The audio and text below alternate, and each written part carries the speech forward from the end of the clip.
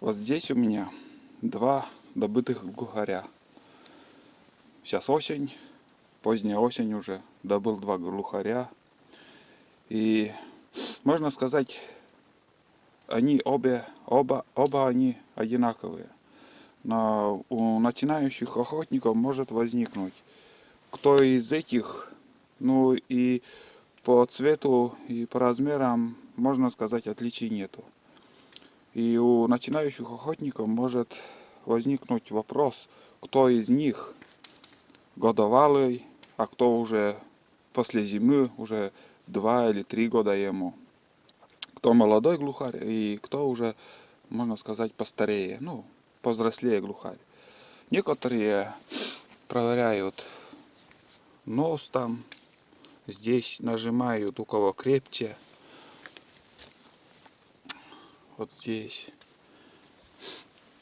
А еще одна подсказка, которой я хочу вам поделиться с вами, это хвост.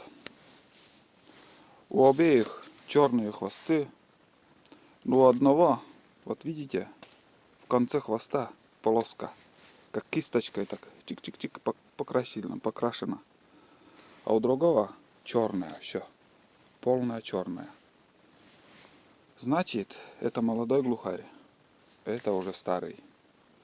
У годовалого, ну, у молодого, кто еще вот первая осень у него,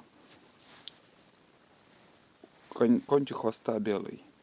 На следующий год уже как перезимует он, станет уже как у старого глухаря. Тоже черный, вон. Чисто черный цвет. У этого белый. Значит, если вы будете добывать глухаря, обращайте внимание на хвост. Какой хвост у него, старый или молодой глухарь, сразу определите. Белый конец, молодой глухарь.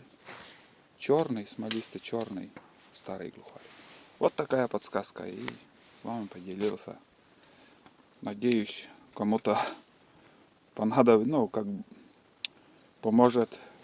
Надеюсь, кому-то поможет мой совет определить старого глухаря от молодого.